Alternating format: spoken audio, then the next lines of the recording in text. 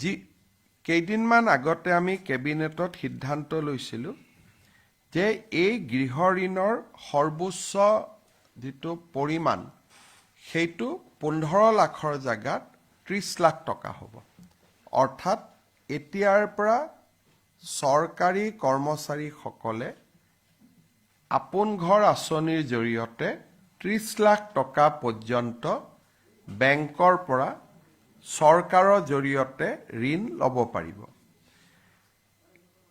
একাংশ কৰ্মচাৰীয়ে আমাক আহি আপত্তি দিছিলে যে আমি আগতে 15 লাখ টকা পালোঁ, কিন্তু নতুনসকলৰ কাৰণে আপোনালোকে 30 লাখ কৰি দিলে, গতিকে আমাকো আৰু 15 লাখ টকা ঋণ লোৱাৰ সুবিধা দিয়ক।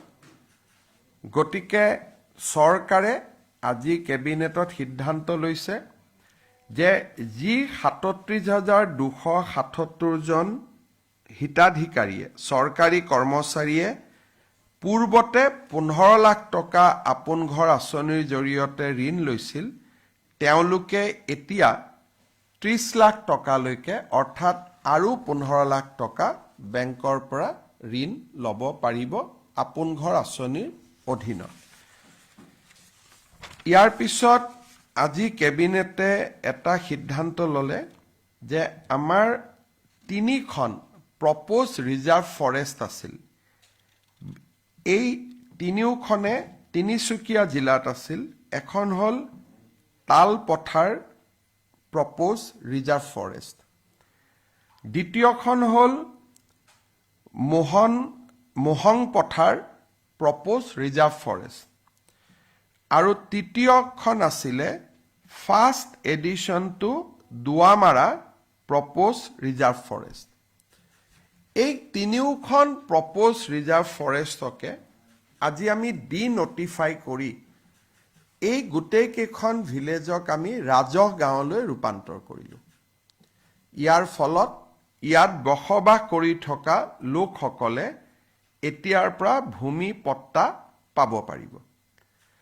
মই আকৌ এবাৰ কৈছোঁ যে তালপথাৰ PRF, মোহনপথাৰ PRF আৰু ফাৰ্ষ্ট এডিশ্যন টু দুৱাৰমাৰা PRF, এই তিনিওখনে তিনিচুকীয়া জিলাৰ ইয়াত 20,000তকৈও অধিক লোকে বাস কৰি আছে। প্ৰপ'জ ৰিজাৰ্ভ ফৰেষ্ট থকাৰ কাৰণে তেওঁলোকে ইমান দিনে মাটিৰ পট্টা পাব পৰা নাছিল। আজি আমি এই গোটেই তিনিখন প্ৰপ'জ ৰিজাৰ্ভ ফৰেষ্টক আমি ফৰেষ্টৰ পৰিৱৰ্তে বা সংৰক্ষিত বনাঞ্চল কৰাৰ পৰিৱৰ্তে এই তিনিওখনকে আমি ৰাজহ গাঁৱৰ মৰ্যাদা দিবলৈ সিদ্ধান্ত লৈছোঁ। ইয়াৰ ফলত এই প্ৰপ'জ ৰিজাৰ্ভ ফৰেষ্টসমূহত বাস কৰি থকা লোকসকলে মাটিৰ পট্টা লাভ কৰিব পাৰিব। এইটো এটা যথেষ্ট ডাঙৰ সিদ্ধান্ত। বহুত দিনৰ পৰা মানুহখিনিয়ে কষ্টত আছিলে। যোৱা 26 জানুৱাৰীত ডিব্ৰুগড়ত গণৰাজ্য দিৱসৰ পতাকা উত্তোলন কৰাৰ সময়ত মই দুটা গুৰুত্বপূৰ্ণ ঘোষণা কৰিছিলোঁ। এটা মই এতিয়া ক'ম, এটা অলপ পিছত কৈছোঁ। এটা মই কৈছিলোঁ যে আমি অসমত অনতি পলমে department of innovation, department of startup, department of incubation, বিশেষকৈ ষ্টাৰ্টআপসকলৰ কাৰণে এটা সুকীয়া বিভাগ আমি গঠন কৰিম। 26 জানুৱাৰীৰ গণৰাজ্য দিৱসৰ সিদ্ধান্ত অনুসৰি বা মোৰ ঘোষণা অনুসৰি কেবিনেটে আজি department of innovation, incubation and startup নামেৰে অসম চৰকাৰৰ এটা নতুন বিভাগ খুলিবলৈ সিদ্ধান্ত গ্ৰহণ কৰিছে।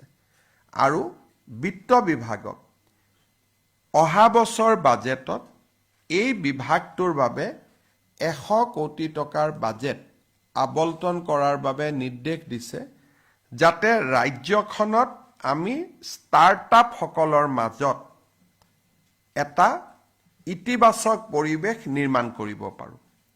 আৰু মই ভাবোঁ যে এই ষ্টাৰ্টআপৰ ওপৰত হোৱা বিভাগটোৱে অসমৰ যুৱ শক্তিক এটা নতুন উদ্যমিতা আৰু আত্মনিৰ্ভৰশীলতাৰ এটা নতুন পথ দেখুৱাবলৈ সক্ষম হ'ব আজি কেবিনেটে ইয়াৰ লগতে Assam startups and innovation policy 2025 তাকো মঞ্জুৰি দিয়ে ইয়াৰ ফলত অসমৰ ষ্টাৰ্টআপসকলে সিডভি ভেঞ্চাৰ কেপিটেল ফাণ্ডৰ লগত অসম চৰকাৰৰ যি বুজাবুজি আছে তাৰ পৰা বেংকত লোন ল'ব পাৰিব 3 বছৰলৈকে তেওঁলোকে জিএছটি লিংক আপ পাব মাছি এই শিতানত 20,000 টকা প্ৰতি মাহত তেওঁলোকে চৰকাৰৰ পৰা সুবিধা পাব প্ৰুফ অফ কনসেপ্ট পৰ্যায়ত 10 লাখ টকা 25 লাখ টকা পাইলট পৰ্যায়ত আৰু 50 লাখ টকা স্কেলিং আপত তেওঁলোকে চৰকাৰৰ পৰা স্কেলিং আপৰ ক্ষেত্ৰত চৰকাৰৰ পৰা বিত্তীয় সহায় পাব এটা কনসেপ্ট আনিলে 10 লাখ টকা পাব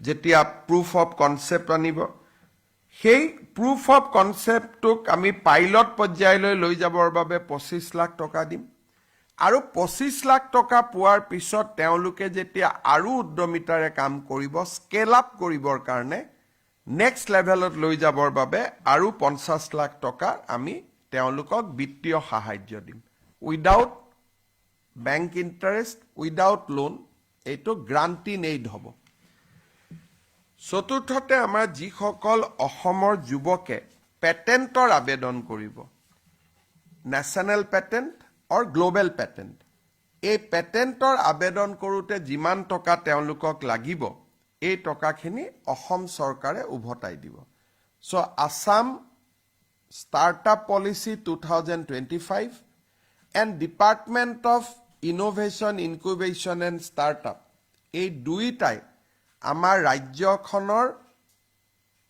নতুন চাম যুৱ শক্তিৰ বাবে এটা গেম চেঞ্জাৰলৈ ৰূপান্তৰ হ'ব আজিৰ কেবিনেটৰ সিদ্ধান্ত এটা ঐতিহাসিক সিদ্ধান্ত হৈ থাকিব আপোনালোকে জানে যে আমি অসমত এডভান্টেজ আসাম 2.0 অহা 25 আৰু 26 তাৰিখে অনুষ্ঠিত কৰিম এই এডভান্টেজ আসাম কনক্লেভখন যাতে সফল হয় তাৰ বাবে কেবিনেটে আজি Assam aerospace and defence manufacturing policy 2025 মঞ্জুৰি দিছে অসমক প্ৰতিৰক্ষাৰ সামগ্ৰীসমূহ উৎপাদনৰ এটা অভিকেন্দ্ৰ হিচাপে নিৰ্মাণ কৰিবলৈ আজি ৰাজ্য চৰকাৰে Assam aerospace and defence manufacturing policy 2025 এই পলিচিখন আজি আমি কেবিনেটত আমি গ্ৰহণ কৰিছো আৰু এই পলিচিখনে অসমত ডিফেন্স ইণ্ডাষ্ট্ৰী লৈ অহাৰ ক্ষেত্ৰত এক অগ্ৰণী ভূমিকা গ্ৰহণ কৰিব ইয়াৰ লগতে আজি আমাৰ কেবিনেটত এটা বিশেষ বিষয়ৰ ওপৰত আলোচনা হৈছিল যে আমাৰ দেশ আৰু আমাৰ ৰাজ্যত bio manufacturing of chemical enzyme biopolymer functional food আৰু আদাৰ বায়ো প্ৰডাক্টস ইয়াৰ এটা বহুত ডাঙৰ নতুন ক্ষেত্ৰ এখন নিৰ্মাণ হৈ আছে ইয়াক বায়ো যি আমাৰ জৈৱিক যিটো বিজ্ঞান আছে আজিকালি এটা সময় আহিব যে মানুহে খোৱা বস্তু খেতি পথাৰত বনাব নালাগিব ল্যাবৰেটৰীতে মানুহক কিমান নিউট্ৰিশন লাগিব কিমান খোৱা লাগিব বায়ো ফুড ল্যাবৰেটৰীৰ পৰাই নিৰ্মাণ হ'ব আৰু ইতিমধ্যে বিদেশত তাৰ ব্যৱস্থা আৰম্ভ হৈ গৈছে প্ৰধানমন্ত্ৰী নৰেন্দ্ৰ মোদী ডাঙৰীয়াই এই বায়োপলিমাৰ বায়ো ম্যানুফ্যাকচাৰিং অফ কেমিকেল এনজাইম আজিকালি আপোনালোকে এটা শব্দ শুনিছে প্ৰবায়োটিক মানুহে যি মানুহক এন্টিবায়োটিকৰ বিপৰীতে প্ৰবায়োটিক্স লাগে এই গুটেইবিলাকৰ ওপৰত ইতিমধ্যে ভাৰতে বিশাল গৱেষণা কৰিছে আৰম্ভ কৰিছে আৰু মোদী ডাঙৰীয়াই ৰাজ্যসমূহক ইয়াৰ ক্ষেত্ৰত আগভাগ ল'বলৈ আহ্বান জনাইছিল ভাৰতৰ কোনো ৰাজ্যই এই ক্ষেত্ৰত আগবঢ়াৰ আগতেই আজি আমাৰ কেবিনেটত আছাম একশ্যন প্লেন অন বায়' E3 যাৰ জৰিয়তে আমি এণ্টাৰপ্ৰেনিয়াৰ্ছ, ৰিচাৰ্চাৰ্ছ আৰু একাডেমিক ইনষ্টিটিউটসমূহক আনিব পাৰোঁ আমাৰ লগত, তাৰ কাৰণে আজি আমি এটা একশ্যন প্লেন নিৰ্মাণ কৰিছোঁ। আৰু এডভান্টেজ অসমৰ সময়ত এখন বিদেশী ৰাষ্ট্ৰকে ধৰি ভাৰতৰ বৈজ্ঞানিক সংস্থাসমূহৰ লগত এই জৈৱিক জগতখনত উদ্যোগ স্থাপন কৰাৰ দুখন ভাল MOU হোৱাৰো সম্ভাৱনা আছে, যোনে অসমত এটা গোটেই অসমৰ প্ৰতি মানুহৰ দৃষ্টিভংগীটোৱে সলনি কৰি পেলাব। আজি আমাৰ কেবিনেটত আমি যোৱা কেবিনেটত গাঁৱৰ মহিলাসকলক 10,000 টকা দিবলৈ মুখ্যমন্ত্ৰী মহিলা উদ্যমিতা অভিযান গ্ৰাম্যক অনুমোদন কৰিছিলোঁ। আজি আমি মুখ্যমন্ত্ৰীৰ মহিলা উদ্যমিতা অভিযান নগৰীয়াক অনুমোদন কৰিছোঁ। এই আঁচনিখনৰ জৰিয়তে নগৰ অঞ্চলৰ 2 লাখ মহিলাই 10,000 টকা কৰি চিড মানি আৰু ভৱিষ্যতে বেংকৰ লোন পোৱাৰ পথ প্ৰশস্ত হ'ব। আমাৰ ৰাজ্যত 39টা আমি ডিষ্ট্ৰিক্ট নিৰ্মাণ কৰিছিলোঁ, সমজিলা নিৰ্মাণ কৰিছিলোঁ। আৰু ইতিমধ্যে সমজিলা আয়ুক্তসমূহে দায়িত্বভাৰ গ্ৰহণ কৰিছে। এইবাৰ গণৰাজ্য দিৱসৰ পতাকাও সমজিলাসমূহত উত্তোলিত হৈছে। বিধায়ক, আনটাইড ফাণ্ড, সংসদ পুঁজিৰ ব্যৱহাৰো সমজিলাসমূহতে আৰম্ভ হৈছে। সমজিলা আয়ুক্তৰ সমান্তৰালকৈ আৰক্ষীৰ ক্ষেত্ৰতো আজি আমি সমজিলা আৰক্ষী অধীক্ষক, district superintendent of police CDSP নামে 39টা পদৰ আজি আমি অনুমোদন কৰিছোঁ এডিশ্যনেল SP ৰেংকত। ইয়াৰ ফলত সমজিলাৰ মানুহে আগতে যদি SPৰ ওচৰত যাবলগীয়া হৈছিল, এতিয়া তাৰ বহু শতাংশ কাম ডিষ্ট্ৰিক্ট ছুপাৰিণ্টেণ্ডেণ্ট অফ পুলিচৰ লেভেলতে শেষ হৈ যাব। ক্ষমতা বিকেন্দ্ৰীকৰণৰ ক্ষেত্ৰত আমাৰ চৰকাৰে লোৱা পদক্ষেপে আৰু এটা নতুন পৰ্যায়ত আজি ভৰি দিলে। ডিষ্ট্ৰিক্ট ছুপাৰিণ্টেণ্ডেণ্ট অফ পুলিচ এইটো এডিশ্যনেল SP ৰেংকত হ'ব। এতিয়াৰ পৰা আমাৰ ৰাইজে মেল, মিটিং, সভা, সমিতি পাতিবৰ কাৰণে আৰক্ষী অধীক্ষকৰ ওচৰত যাব নালাগে। সমজিলা আৰক্ষী অধীক্ষকৰ পৰ্যায়তে এই কামবিলাক হ'ব। পুলিচ ভেৰিফিকেশ্যন, বিভিন্ন ভেৰিফিকেশ্যনছ, এই গোটেইবিলাক সমজিলা আৰক্ষী অধীক্ষকৰ পৰ্যায়তে শেষ হ'ব। আৰু সমজিলাত থকা থানাসমূহৰ ওপৰত সমজিলা আৰক্ষী অধীক্ষকৰ কৰ্তৃত্ব থাকিব। আজি আমাৰ কেবিনেটত মিছন বসুন্ধৰা আবেদনৰ তাৰিখ ৰাইজৰ বিশেষ অনুৰোধত, এইবাৰ মই ডিব্ৰুগড়ত যাওঁতে বহুত ৰাইজে মোক অনুৰোধ কৰিছিলে, আমি শেষবাৰৰ বাবে 15 ফেব্ৰুৱাৰীলৈকে বৃদ্ধি কৰিছোঁ। লগতে আমি আপোনালোকে জানে যে 3টা প্ৰজন্মৰ প্ৰমাণ বসুন্ধৰাৰ কাৰণে schedule tribe, schedule caste, tribe আৰু গোৰ্খা লোকসকলে দিব নালাগে। কিন্তু মৰাণ আৰু মটক সমাজৰ পৰাও মোৰ ওচৰত প্ৰতিনিধিত্ব আহিছিলে যে আমাকো 3টা প্ৰজন্মৰ প্ৰমাণ পত্ৰ দিয়াৰ আওতাৰ বাহিৰত ৰাখিব লাগে। আজি আমি কেবিনেটে কোচ ৰাজবংশী, মৰাণ, মটক, চুতীয়া আৰু আহোম সম্প্ৰদায় বা আহোম জনগোষ্ঠীৰ লোকসকলক মিছন বসুন্ধৰা আঁচনিৰ বাবে প্ৰয়োজনীয় 3টা প্ৰজন্মৰ আবেদনৰ পৰা তেওঁলোকক এক প্ৰকাৰ ক'ব গ'লে আমি ৰিলিজ কৰি দিছোঁ, বা আন ভাষাত ক'ব গ'লে তেওঁলোকে 3টা প্ৰজন্মৰ চাৰ্টিফিকেট দিব নালাগে। ST, SC আৰু গোৰ্খা তথা টি গাৰ্ডেনৰ লোকে যেনেকুৱা সুবিধা পাইছিল তেনেকুৱাই সুবিধা তেখেতসকলেও ল'ব পাৰিব। কোচ ৰাজবংশী, মৰাণ, মটক, চুতীয়া, আহোম সম্প্ৰদায়ে এতিয়াৰ পৰা আৰু 3টা প্ৰজন্মৰ চাৰ্টিফিকেট তেওঁলোকে দিয়াৰ প্ৰয়োজনীয়তা নাথাকিব। ডিব্ৰুগড়ৰ কেবিনেটত আমি আৰু এটা সিদ্ধান্ত লৈছিলোঁ যে ধৰ্মীয় উপাসনাস্থলী 25,000 ধৰ্মীয় উপাসনাস্থলীলৈ আমি 3 লাখকৈ টকা অনুদান হিচাপে আগবঢ়াম। এই আঁচনিখন ৰূপায়ণৰ কাৰণে আজি কেবিনেটে 600 কোটি টকাৰ অনুমোদন দিয়ে আৰু এই আঁচনিখনৰ জৰিয়তে আমি অসমৰ 25,000 নামঘৰ মন্দিৰলৈ আমি 3 লাখকৈ টকা আগবঢ়াম। 1.5 লাখ টকা প্ৰথম কিস্তি, দ্বিতীয় কিস্তি 1.5 লাখ টকা। 600 কোটি টকাৰ যিখন আবেদন আছিলে সেই আবেদনখন আজি আমাৰ কেবিনেটে গ্ৰহণ কৰে। ডিব্ৰুগড় গণৰাজ্য দিৱসৰ পতাকা উত্তোলনৰ পিছত মোৰ তৃতীয়টো ঘোষণা ডিব্ৰুগড়ৰ বিধানসভা আৰু বিধানসভাৰ অধিৱেশনৰ ওপৰত আছিলে। এই সম্পৰ্কত সিদ্ধান্ত আমি অহা কেবিনেটত গ্ৰহণ কৰিম। ইতিমধ্যে লোক নিৰ্মাণ বিভাগে এই বিষয়ত কাম কাজ আৰম্ভ কৰিছে। আজি কেবিনেটত এই সিদ্ধান্তখিনি গ্ৰহণ কৰা হৈছে। পুনৰ এবাৰ আপোনালোকক ধন্যবাদ জনাইছোঁ। কেবিনেট বেছি দেৰি চলাৰ কাৰণে অলপমান দেৰি হ'ল। আপোনালোকৰ যদি কিবা প্ৰশ্ন আছে কৰিব পাৰে।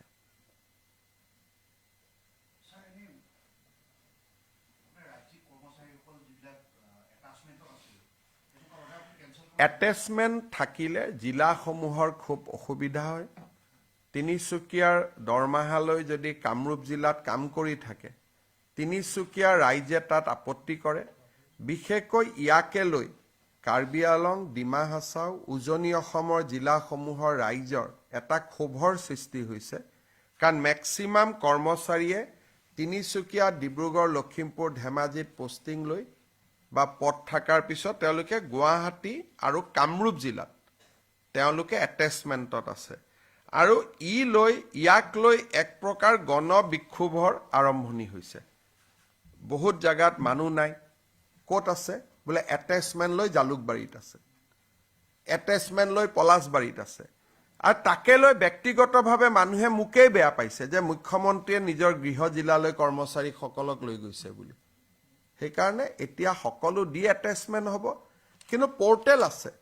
কোনোবাই যদি ট্ৰেন্সফাৰৰ কাৰণে আবেদন কৰে পৰ্টেলৰ জৰিয়তে আবেদন কৰিব পাৰে। মোৰ অগোচৰে হৈ আছিলে, আমাৰ মন্ত্ৰীবিলাকৰো অগোচৰে হৈ আছিলে। গতিকে আমি ডাইৰেক্টৰ হেল্থ ছাৰ্ভিচৰ ওপৰত ডিপাৰ্টমেণ্টেল একশ্যন ল'ব দিছোঁ।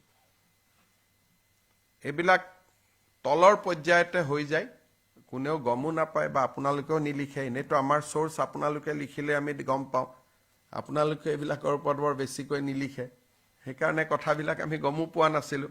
এইবাৰ আমি তিনিচুকীয়া, ডিব্ৰুগড়ত এতিয়া আমি এটা নতুন কাম আৰম্ভ কৰিছোঁ, সমষ্টি ভিত্তিক আমি ৰিভিউ লওঁ। এতিয়া মই যেতিয়া ডিব্ৰুগড়ত এটা সমষ্টিকৈ ৰিভিউ লৈছোঁ, তেতিয়া চিটত আহি গৈছে যে 4জন MPW নাই, ক'ত আছে? কামৰূপত আছে। 5জন MPW নাই, ক'ত আছে? নলবাৰীত আছে। বেচিকেলি উজনিৰ পষ্টিং হোৱা ল'ৰা ছোৱালীখিনিয়ে কামৰূপ, নলবাৰী, গুৱাহাটী এইবিলাকলৈকে গুচি আহে বিভিন্ন ধৰণে।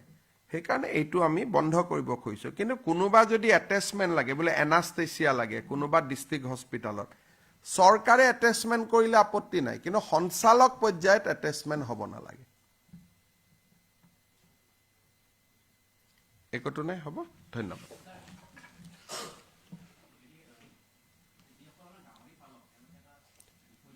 আমিতো একো শুনাই নাই, এইটোতো মিডিয়া ক্ৰিয়েশ্যন হয়।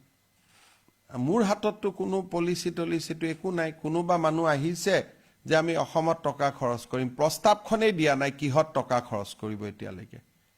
খালি এইকেইদিন বিভিন্ন মানুহ আহিছে, লগ কৰিছে। আমাৰ হাতততো কোনো কাগজ পত্ৰই নাই এতিয়া কমেণ্ট দিবৰ কাৰণে।